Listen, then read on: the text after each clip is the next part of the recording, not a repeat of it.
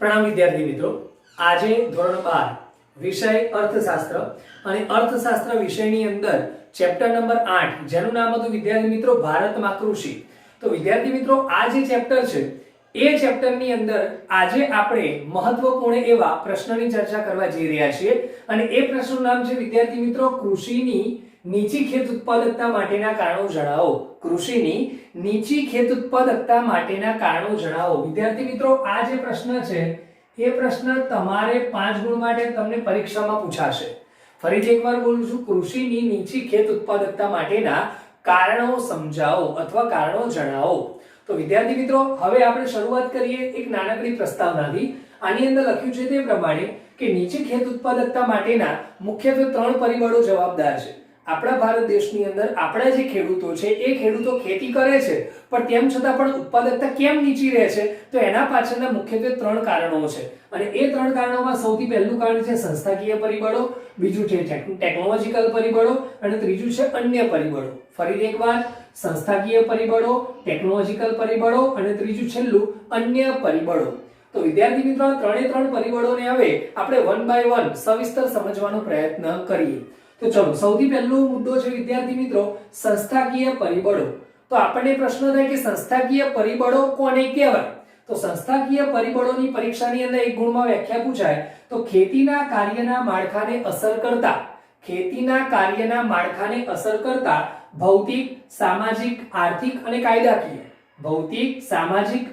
કાયદાકીય પરિબળોને સંસ્થાકીય પરિબળો કહેવામાં આવે છે. ફરીથી એકવાર બોલું છું, ધ્યાનથી સાંભળજો. ખેતીના કાર્યના માળખાને અસર કરતા એવા ભૌતિક, સામાજિક, આર્થિક અને કાયદાકીય પરિબળોને સંસ્થાકીય પરિબળો કહેવામાં આવે છે. બરાબર છે? તો વિદ્યાર્થી મિત્રો, આ થયા સંસ્થાકીય પરિબળોની એક વ્યાખ્યા. તો સંસ્થાકીય પરિબળોની અંદર વિદ્યાર્થી મિત્રો પહેલો એક મુદ્દો છે જમીન મહેસૂલ ઉઘરાવવાની રીત. કઈ છે વિદ્યાર્થી મિત્રો? જમીન મહેસૂલ ઉઘરાવવાની રીત. તો આની અંદર સમજીએ તે પ્રમાણે કે ભાઈ ભારત દેશ જ્યારે આઝાદ થયો ત્યારે જમીન મહેસૂલ જમીનદારી પ્રથા દ્વારા ઉઘરાવવામાં આવતું હતું. ફરીથી એકવાર, ભારત દેશ જ્યારે આઝાદ થયો ત્યારે જમીન મહેસૂલનો મતલબ થાય વિદ્યાર્થી મિત્રો કર. તો જમીન મહેસૂલ જમીનદારી પ્રથા દ્વારા ઉઘરાવવામાં આવતું હતું. હવે વિદ્યાર્થી મિત્રો, તમારા મનમાં એક સવાલ ઉભો થાય કે સાહેબ જમીનદારી પ્રથા કોને કહેવાય? જમીનદારી પ્રથા કોને કહેવાય? તો ચલો વિદ્યાર્થી મિત્રો એ સમજીએ આપણે. તો જમીનદારી પ્રથાનો મતલબ એવો થાય કે જમીનદારે મજૂરો પાસેથી ઉત્પાદનનો એક મોટો ભાગ જમીન મહેસૂલ તરીકે ઉઘરાવવાનો હતો. એનો મતલબ એવો થયો વિદ્યાર્થી મિત્રો કે વર્ષો પહેલા મોટા ભાગના જે ખેત મજૂરો હતા એમની પાસે ખેતી કરવા માટે જમીન નથી. તો એ લોકો જમીનદારો પાસે રહેલી જે જમીન છે એ જમીન ઉપર એ મજૂરો શું કરતા? ખેતી કરતા. એને કહેવાય ઘણોતિયું. બરાબર છે? અને એ લોકો એક કન્ડિશન મૂકતા એની જોડે, અને એ કન્ડિશન વિદ્યાર્થી મિત્રો કઈ હતી કે એ જે મજૂર છે એ મજૂર વર્ષ દરમિયાન માનો કે તડકો વેઠીને, ઠંડી વેઠીને કે વરસાદની અંદર, ચોમાસાની અંદર સામનો કરીને કે ભાઈ કે એ પોતે જેટલો પણ પાક ઉગાડે પણ એ પાકનો મોટો ભાગ એટલે 100% વાવેતર થયેલું હોય તો 100% માંથી લગભગ 70% જેટલો ભાગ એને કોની આપી દેવો પડતો? તો જમીનદારને આપી દેવો પડતો. બરાબર? એ કર સ્વરૂપે હોય કે પછી કહેવાય કે ભાડાના સ્વરૂપમાં હોય, પણ આ રીતે એને એક મોટો ભાગ એને જમીનદારને શું કરવો પડતો? એ મજૂરે આપી દેવો પડતો. અને આના પરિણામે એ ખેત મજૂરને વધુને વધુ ઉત્પાદન કરવામાં કોઈ રસ હતો નહીં, તેમજ વધુ ઉત્પાદન કરવા માટે જે નવી ટેકનોલોજી કે નવી પદ્ધતિ અપનાવવી જોઈએ એ પણ એ પોતે અપનાવતો નહોતો. કેમ? કારણ કે એને ખબર છે કે હું ગમે એટલી મહેનત કરીશ પણ છેવટે મારે તો વધારે ભાગ કોને આપી દેવાનો છે? જમીનદારને આપી દેવાનો છે. માટે તેને વધુને વધુ ઉત્પાદન કરવામાં કોઈ રસ હતો નહીં અને એના પરિણામે ખેત ઉત્પાદકતા વિદ્યાર્થી મિત્રો આપણને કેવી જોવા મળી? નીચી જોવા મળી છે તેવું કહી શકાય. તો વિદ્યાર્થી મિત્રો, પહેલો એક મુદ્દો છે જમીન મહેસૂલ ઉઘરાવવાની રીત. બરાબર છે? ચલો, નંબર 2 ખેત ધિરાણ. બરાબર છે? તો એની અંદર જોઈએ તે પ્રમાણે કે ખેડૂતોને ખેતી કરવા માટે ધિરાણ જોઈએ. કારણ કે આપણા ભારત દેશના મોટા ભાગના ખેડૂતો તમે જુઓ તો મધ્યમ વર્ગના છે અને ગરીબ છે. હવે એમને કદાચ માનો કે જમીન ઉપર વાવેતર કરવું હોય તો એમને નાણાંની જરૂર પડે, અને એમની પાસે જ્યારે નાણાં ના હોય ત્યારે લોકો સારી ખેતી ના કરી શકે, અને એટલા માટે એવું કહી શકાય કે ખેડૂતોને ખેત ધિરાણ મળી રહે તે હેતુથી વર્ષ 1969 અને 1980 માં બેંકોનું રાષ્ટ્રીયકરણ કરવામાં આવ્યું. ફરીથી એકવાર બોલું છું, ખેડૂતોને ખેત ધિરાણ મળી રહે તે હેતુથી વર્ષ 1969 અને 1980 માં બેંકોનું શું કરવામાં આવ્યું? રાષ્ટ્રીયકરણ કરવામાં આવ્યું. અને ખેડૂતોને આધુનિક ટેકનોલોજીનો લાભ લઈ શકે, ખેડૂતો ખેતી કરવાની અંદર આધુનિક ટેકનોલોજીનો લાભ લઈ શકે તે માટે જરૂરી ધિરાણ યોગ્ય સમય અને નીચા દરે પ્રાપ્ત થાય તે હેતુથી સરકારે પ્રાદેશિક ગ્રામીણ બેંકો અને જમીન વિકાસ બેંકોનો શું કર્યો? વિકાસ કર્યો છે. વિદ્યાર્થી મિત્રો, પ્રાદેશિક ગ્રામીણ બેંકોને આપણે અંગ્રેજીમાં કેવું હોય તો આરઆર કહી શકાય. શું કહી શકાય? આરઆર. હવે વિદ્યાર્થી મિત્રો, પરીક્ષામાં આપણને એક ગુણમાં પૂછાય છે કે આરઆર શું છે એમ. તો પ્રાદેશિકનો મતલબ થાય regional rural bank, regional rural bank. પછી જમીન વિકાસ બેંકો જેને કહેવામાં આવે છે એલડીબી, એલડીબી નો મતલબ થાય છે લેન્ડ ડેવલપમેન્ટ બેંક, બરાબર છે. તો પ્રાદેશિક ગ્રામીણ બેંકો અને જમીન વિકાસ બેંકો દ્વારા ગરીબ ખેડૂતોને શું આપવામાં આવે છે? ધિરાણ પહોંચાડવામાં આવે છે, જેથી કરીને એ લોકો સારામાં સારી ખેતી કરી શકે. આગળ થોડાક વધીએ. ત્યાર પછી કહેવાય કે ખેડૂતોને બિયારણની ખરીદી કરવી હોય, સિંચાઈની વ્યવસ્થા કરવી હોય, જમીનને સમથળ બનાવવી હોય, બરાબર, પાકનું વાવેતર થાય એવા યોગ્ય બનાવવી હોય, તો ખેડૂતોને લાંબા ગાળા કે ટૂંકા ગાળા માટે નાણાંની જરૂર પડે. અને આ નાણાંની જરૂરિયાતને પૂરી કરવા માટે વર્ષ 1982 માં નાબાર્ડ નામની સંસ્થાને શું કરવામાં આવી? સ્થાપના કરવામાં આવી. કઈ સાલમાં વિદ્યાર્થી મિત્રો? 1982 માં. પરીક્ષામાં એક ગુણમાં પૂછાય કે નાબાર્ડનું પૂરું નામ જણાવો અને એની સ્થાપના ક્યારે થઈ. તો નાબાર્ડનું પૂરું નામ થાય છે વિદ્યાર્થી મિત્રો national bank four agriculture and rural development. ફરીથી એકવાર બોલું છું, national bank four agriculture and rural development, બરાબર. ક્યારે સ્થાપના કરવામાં આવી? 1982 માં. અને આનું કામ શું છે વિદ્યાર્થી મિત્રો?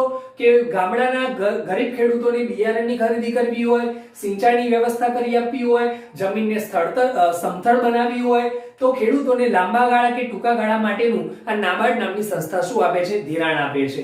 પણ અફસોસની વાત વિદ્યાર્થી મિત્રો એ છે કે આવા પ્રકારના ધિરાણ આવું મળે છે ખેડૂતોને, એની મોટા ભાગના ખેડૂતોને જાણકારી હોતી નથી. જેમ કે સરકાર અસંખ્ય ખેડૂતો માટે કેટલીક યોજનાઓ બહાર પાડે છે, પણ આપણા ભારત દેશના મોટા ભાગના ખેડૂતો કેવા છે? અભણ અને અશિક્ષિત છે. અને એના પરિણામે કહેવાય કે સરકારે બહાર પાડેલી જે યોજના છે એના વિશેની જાણકારી જે ખેડૂતો સુધી પહોંચવી જોઈએ કાં તો એમને મળવી જોઈએ, એનાથી એ લોકો તદ્દન અજાણ હોય છે. અને માટે એ લોકો આ યોજનાનો લાભ ન લેવાના કારણે એમની ખેત ઉત્પાદકતા વિદ્યાર્થી મિત્રો કેવી રહે છે? નીચી રહેતી આપણને જોવા મળે છે. તો વિદ્યાર્થી મિત્રો, આ હતો એક ટોપિક ખેત ધિરાણનો. ત્યાર પછી ત્રીજો એક મુદ્દો છે કૃષિ પેદાશની વેચાણ વ્યવસ્થા, બરાબર. ફરીથી એકવાર, કૃષિ પેદાશની વેચાણ વ્યવસ્થા.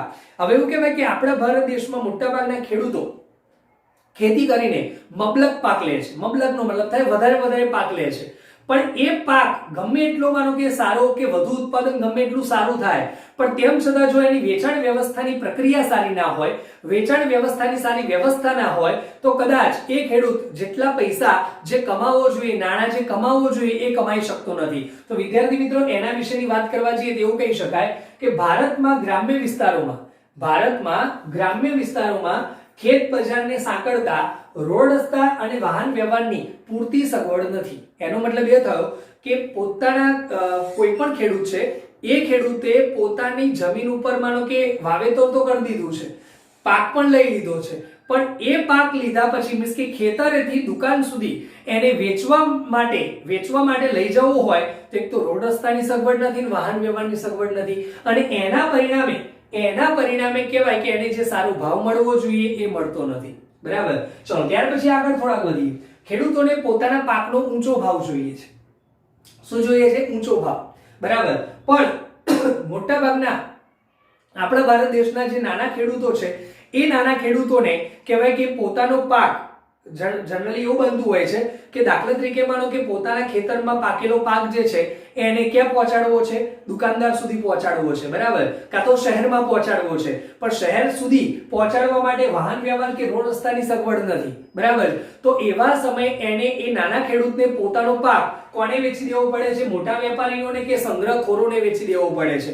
અને એ મોટા વેપારીઓ કે સંગ્રહખોરો તે લોકોને જેટલા પ્રમાણમાં નાણાં આપવા જોઈએ એટલા પ્રમાણમાં નાણાં નથી આપતો, અને એના પરિણામે એની આવક કેવી રહે છે? નીચી રહે છે. ત્યાર પછી બીજી એક વાત કરીએ. એવું કહેવાય કે ભારતના ખેડૂત વિશે એવું કહેવાય કે ભારતનો ખેડૂત દેવામાં જન્મે છે અને દેવામાં મૃત્યુ પામે છે. દેવામાં જન્મે છે અને દેવામાં મૃત્યુ પામે છે. તો ભારતના ખેડૂતે માનો કે વાવેતર કરવા માટે કોઈની જોડેથી ઉછીના નાણાં લીધા હોય, બરાબર. હવે માનો કે પાક તો તૈયાર થઈ ગયો છે, તો એ પાક તૈયાર થઈ ગયા બાદ માનો કે એને શું કરવું છે? પોતાના દેવાની શું કરવી છે? ચૂકવણી કરવી છે. પોતાના દેવાની શું કરવી છે? ચૂકવણી કરવી છે, બરાબર. પણ એ ચૂકવણી પોતાનો પાક સારા ભાવથી વેચાય તો એ ચૂકવણી કરી શકે ને, પણ સારા ભાવથી વેચાતો નથી, માટે પોતાના પેદાશને એ કોને વેચી દે છે? સ્થાનિક શાહુકારોને અને દલાલોને શું કરી દે છે? વેચી દે છે. અને આ લોકો એના જેટલા પ્રમાણમાં પૈસા આપવા જોઈએ, નાણાં આપવા જોઈએ એટલા પ્રમાણમાં નાણાં નથી આપી શકતા, અને એના પરિણામે ખેડૂતની આવક ઓછી થાય છે, અને ઓછી આવકના પરિણામે તેને ખેત ઉત્પાદનમાં વધારે પડતો રસ પડતો નથી, માટે એની ઉત્પાદકતા વિદ્યાર્થી મિત્રો આપણને કેવી જોવા મળે છે? નીચી જોવા મળે છે. ચલો ત્યાર પછી વિદ્યાર્થી મિત્રો ચોથો એક મુદ્દો છે ગ્રામીણ સમાજ વ્યવસ્થા. શું છે? ગ્રામીણ સમાજ વ્યવસ્થા. હવે એવું કહેવાય કે આપણા ભારત દેશના મોટા ભાગના ખેડૂતો નસીબમાં માને છે. શેમાં માને છે વિદ્યાર્થી મિત્રો? નસીબમાં માને છે. અને એ લોકો એક મેન્ટાલિટીને અનુસરે છે, એક વિચારધારાને અનુસરે છે, અને એ વિચારધારા એટલે શું કે ભાઈ મારા નસીબમાં હશે એટલું મને મળશે, મારા નસીબમાં નહીં હોય એટલું મને નહીં મળે. એનો મતલબ કે મેળવવા માટેના કોઈ પણ જાતના એ લોકો પ્રયત્નો કરતા નથી. અને ત્યાર પછી એમને એ ખેડૂતોને વર્ષ દરમિયાન જેટલી આફતો આવે છે, જેટલી સમસ્યાઓ આવે છે, તે બધા માટે એ માત્ર ને માત્ર કોને જવાબદાર માને છે? ઈશ્વરને, ભગવાનને જવાબદાર માને છે. અને ભગવાનને જવાબદાર માનીને એ લોકો સ્વીકારી લે છે આફતને. જેમ કે માનો કે આ વર્ષે પાક સારો ના થયો તો એ લોકો એમ વિચારે છે કે ભાઈ ચલો જેવી ભગવાનની મરજી, ચલો આ વર્ષે કદાચ માનો કે વરસાદ સારો ના પડ્યો તો કહેવાય જેવી ઈશ્વરની ઈચ્છા. આ રીતે તે લોકો પોતાના મનને શું કરે છે? મનાવી લે છે, અને કહેવાય ખેત ઉત્પાદન વધારવા માટેના કોઈ પણ જાતના એ લોકો પ્રયત્નો કરતા નથી.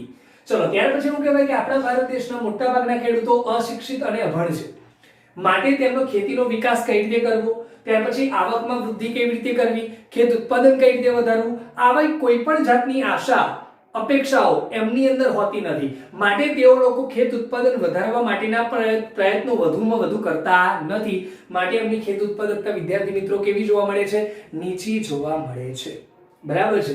ચલો ત્યાર પછી ટેકનોલોજીકલ પરિબળો. મેન મુદ્દામાં બીજો મુદ્દો ટેકનોલોજીકલ પરિબળો. હવે વિદ્યાર્થી મિત્રો ટેકનોલોજીકલ પરિબળોની વાત કરવા જાઉં તો એવું કહેવાય કે ભારતના ખેડૂતો ખેતી કરવા માટે હજુ પણ કેટલાક જૂના સાધનો, જૂની ટેકનોલોજી, પદ્ધતિ અને યંત્રોનો શું કરે છે? ઉપયોગ કરે છે, અને એના કારણે એમની ખેત ઉત્પાદકતા કેવી જોવા મળે છે? નીચી જોવા મળે છે. કઈ રીતે? જેમ કે હજુ પણ કેટલાક ખેડૂતો કહેવાય કે ટ્રેક્ટરથી ખેતર ખેડવાના બદલે હજુ હળનો ઉપયોગ કરે છે. હજુ પણ ઘણા બધા ખેડૂતો સુધારેલા બિયારણો વાપરવાની જગ્યાએ જૂના પરંપરાગત બિયારણો વાપરે છે. ત્યાર પછી કહેવાય કે રાસાયણિક ખાતરને બદલે તે લોકો કહેવાય કે કોઈ કુદરતી ખાતર વાપરે છે. ત્યાર પછી કહેવાય કે જંતુનાશક દવાનો તો તે લોકો ઉપયોગ જ કરતા નથી. તો આવી બધી એમની જે પ્રણાલી છે, ખેતી કરવાની જે પદ્ધતિ છે, એના પરિણામે તે લોકો ગમે એટલી મહેનત કરે ને તેમ છતાં ઉત્પાદકતા જે ઊંચે જવાને બદલે આપણને કેવી જોવા મળે છે? નીચે જોવા મળે છે, એવું કહી શકાય. તો આ રીતે ટેકનોલોજીકલ પરિબળો. ચલો ત્યાર પછી વિદ્યાર્થી મિત્રો ત્રીજો એક મુદ્દો છે અન્ય પરિબળો. કયા છે? તો અન્ય પરિબળો એ મેન મુદ્દામાં ત્રીજો મુદ્દો અન્ય પરિબળો. ચલો અન્ય પરિબળોની અંદર વાત કરવા જઈએ તો પહેલો એક મુદ્દો છે વસ્તીનું ભારણ. હવે વસ્તીનું ભારણ વિદ્યાર્થી મિત્રો શેની અંદર જોવા મળે છે? તો વસ્તીનું ભારણ આપણે ખેતીની અંદર જોવા મળે છે. કઈ રીતે એ સમજીએ તો એવું કહેવાય કે આઝાદી સમયે આપણા ભારત દેશમાં 72% લોકો રોજગારી ખેતીમાંથી મેળવતા હતા. આપણને પ્રશ્ન થાય કેમ? કારણ કે એ સમયગાળામાં આપણા દેશની અંદર ઉદ્યોગ ક્ષેત્ર, સેવા ક્ષેત્ર કે બીજા અન્ય ક્ષેત્રોનો વિકાસ નહોતો થયો, એટલા માટે મોટા ભાગના લોકો ખેતી પર, પોતાની રોજગારી પર એ લોકો શું રાખતા? આધાર રાખતા હતા. અને ત્યારે વાત કરવા જાઉં તો 2013 અને 14 હજુ પણ 49% લોકો ખેતીમાંથી શું મેળવે છે? રોજગારી મેળવે છે. એનો મતલબ વિદ્યાર્થી મિત્રો એવો થયો કે આ 49% જે છે એ પ્રમાણ હજુ પણ ઉદ્યોગ ક્ષેત્ર અને સેવા ક્ષેત્રની પ્રમાણમાં આ પ્રમાણ રોજગારી માટે કેવું કહી શકાય? વધારે. એનો મતલબ એ થયો કે હજુ પણ મોટાભાગના લોકો ખેતી ઉપર ડિપેન્ડ રહેનાર લોકો કેવા છે? વધારે છે. હવે વાંધો નહીં, ખેતી પર ડિપેન્ડ રહેનાર લોકો વધારે છે એનાથી કોઈ મતલબ નથી, પરંતુ મતલબ શેનાથી છે? કારણ કે ઘરની અંદર, કુટુંબની અંદર માનો કે 4-5 ભાઈઓ હોય, 4-5 ભાઈ હોય, પણ એ ચાર કે 5 ભાઈઓ મોટા ભાગના લોકો રોજગારી માટે કોની પર આધારિત રહેતા હોય? તો ખેતી પર. બરાબર. અને પાછી એની સામે જમીન કેવી હોય? તો જમીનની માત્રા પાછી ઓછી હોય. એટલે જે ટોટલ આવક થાય ને એ ટોટલ આવક એ 4-5 ભાઈઓ વચ્ચે શું થઈ જાય? વેચાઈ જાય. અને માટે તેમની માથાદીઠ આવક પણ વિદ્યાર્થી મિત્રો કેવી જોવા મળે? નીચી જોવા મળે છે. તો આના કારણે પણ આપણને ખેત ઉત્પાદકતા કેવી જોવા મળશે? નીચી જોવા મળશે. બરાબર છે. તો આ ત્રીજા મુદ્દાની અંદર પહેલો મુદ્દો હતો વસ્તીનું ભારણ. ત્યાર પછી વિદ્યાર્થી મિત્રો બીજો એક મુદ્દો છે આર્થિક આયોજનનો અભાવ. શું છે? આર્થિક આયોજનનો અભાવ. હવે આર્થિક આયોજનનો અભાવ એ કોના દ્વારા લાગુ પડ્યો છે? તો કહેવાય કે સરકાર દ્વારા. કઈ રીતે? તો એવું કહેવાય કે 1956 થી ગવર્નમેન્ટને એવું લાગ્યું, આપણા દેશની ગવર્નમેન્ટને, સરકારને એવું લાગ્યું કે આપણા દેશને જો ઝડપથી વિકસિત બનાવવો હોય અથવા તો કહેવાય ઝડપથી વિકાસની દિશામાં આપણે આગળ લઈ જવો હોય તો માત્ર ને માત્ર ઉદ્યોગ ઉપર આપણે આધાર રાખવો પડશે. ઉદ્યોગોની અંદર મૂડીરોકાણ કરવું પડશે, ઉદ્યોગોને વિકાસવા માટેના પ્રયત્નો કરવા પડશે. બરાબર છે. એવું ગવર્નમેન્ટને લાગ્યું. ક્યારથી લાગ્યું? 1956 થી લાગ્યું. બરાબર. એટલે 1956 થી આપણું આ આયોજન ઉદ્યોગ કેન્દ્રિત બન્યું, નહીં કે ખેતી કેન્દ્રિત. બરાબર. એટલા માટે સરકારનું મોટાભાગનું ધ્યાન ખેતી ક્ષેત્ર પર ન રહેતા કોની તરફ જતું રહ્યું? ઉદ્યોગ ક્ષેત્ર પર. માટે સરકારે ખેતી ક્ષેત્ર પર જેટલા ખેતી ક્ષેત્રને વિકાસ માટેના જે પ્રયત્નો કરવા જોઈએ, ખેતી ક્ષેત્રની અંદર જે પૂરતા સાધનો આપવા જોઈએ એ આપ્યા નહીં, અને જે સમય પર જે આપવો જોઈએ ગવર્નમેન્ટે એ સમય પણ ના આપ્યો. અને માટે ખેત ઉત્પાદકતા ઊંચી જવાની જગ્યાએ ખેત ઉત્પાદકતા વિદ્યાર્થી મિત્રો કેવી જોવા મળી? આપણને નીચી જોવા મળી. એનો મતલબ એ થયો કે સરકારે પોતાના આર્થિક આયોજનમાં માત્ર ને માત્ર ઉદ્યોગને મહત્વ આપ્યું. ફોકસ પોતાનું ટોટલી ફોકસ કોની પર કર્યું? ઉદ્યોગ ક્ષેત્ર પર કર્યું, ખેતી ક્ષેત્ર પર કર્યું નહીં. માટે આપણા દેશની અંદર ખેત ઉત્પાદન કેવું જોવા મળ્યું છે? નીચું જોવા મળ્યું છે તેવું કહી શકાય. તો વિદ્યાર્થી મિત્રો આજના આ પ્રશ્નની અંદર આપણે 3 પરિબળો વિશે ચર્ચા કરી.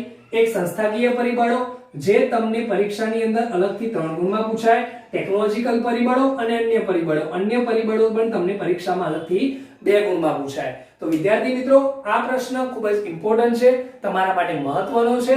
માટે આ પ્રશ્નનું તમારે વારંવાર પુનરાવર્તન કરવાનું રહેશે.